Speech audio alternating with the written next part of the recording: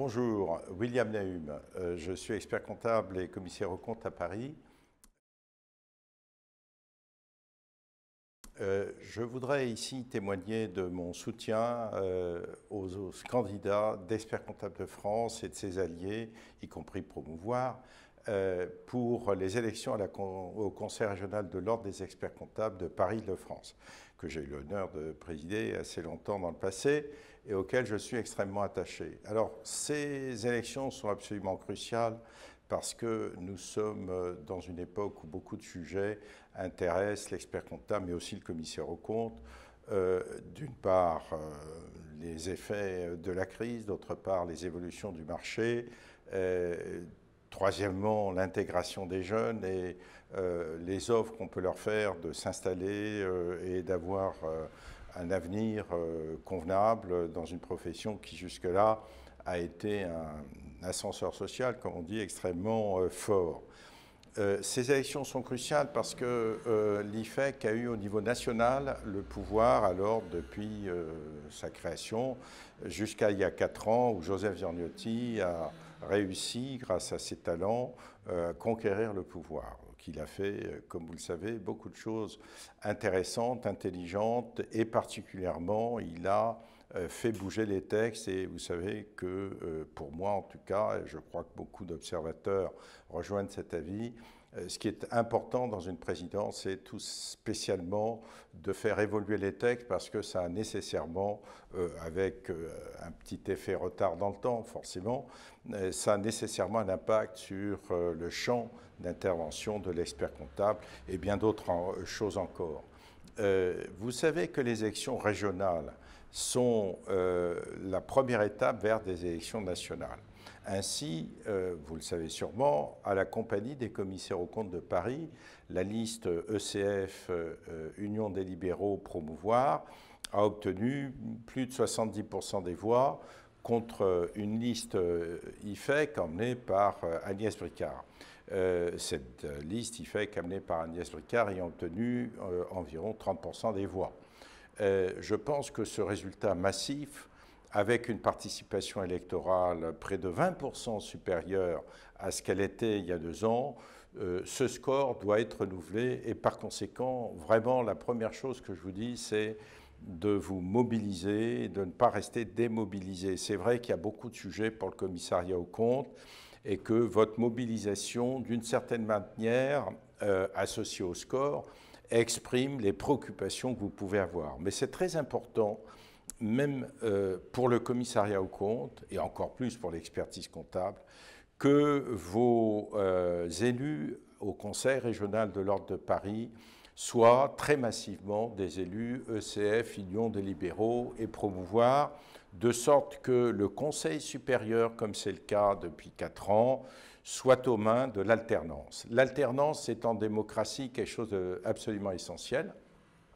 Cette alternance, grâce aux responsables de CF qui l'ont manifesté, a apporté de la fraîcheur, a apporté du renouveau, a apporté de la compétition par rapport aux équipes précédentes qui ont pu représenter l'IFEC avec d'ailleurs des gens tout à fait remarquables aussi. Mais cette alternance devait absolument intervenir. Et du fait que la compagnie nationale, malgré le score dans la compagnie régionale, la compagnie nationale est aux mains de l'IFEC, parce que c'est vrai que peut-être on n'a pas assez travaillé la province pour conquérir d'autres compagnies régionales et avoir une majorité à la compagnie nationale, mais on va s'y mettre. De ce fait, la compagnie nationale est aux mains de l'IFEC comme depuis presque toujours, en tout cas depuis une bonne douzaine d'années. Je situe à une douzaine d'années les problèmes sérieux que nous avons eus à la compagnie, mais je mets ça de côté puisque vous connaissez bien les problèmes que nous avons eus à la compagnie. Ce n'est pas le sujet, quoique expert comptable, commissaire aux comptes, c'est une profession. En matière d'expertise comptable, le travail qui a été fait par l'équipe Bernard Lelarge, mon ami Bernard Lelarge et Françoise Berton, représentants de CF, à l'Ordre de Paris était absolument remarquable. Ils ont fait avancer les choses Et j'ai été ravi de constater que ce conseil régional, que j'ai longtemps présidé, 10 ans ou plus, étant de très bonnes mains, il faut qu'il le reste. Et par conséquent, je vous demande vraiment instamment de vous mobiliser pour que l'on continue ce travail qui est fait dans l'intérêt des cabinets et pas dans l'intérêt des élus, qui est fait pour vous aider à être mieux armés pour les transformations quotidiennes qui interviennent dans le métier, dans les techniques, dans les moyens, les outils, les méthodes, etc., mais aussi pour défendre les intérêts de la profession, expert comptable bien sûr, mais à côté aussi commissaire aux comptes, que les cabinets conservent leurs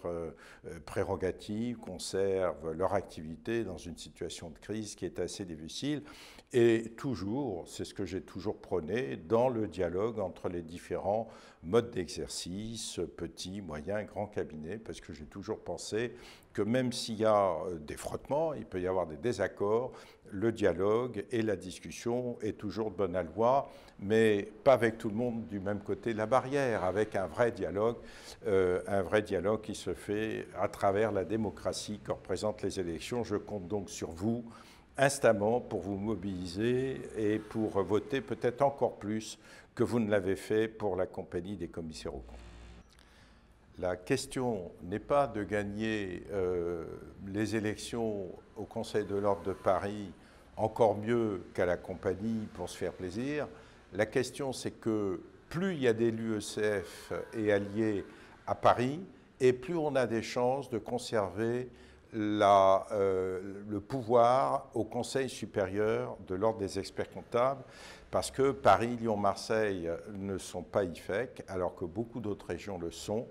et qu'il y a un risque sérieux si Paris ne s'engage pas de façon très massive en faveur de nos listes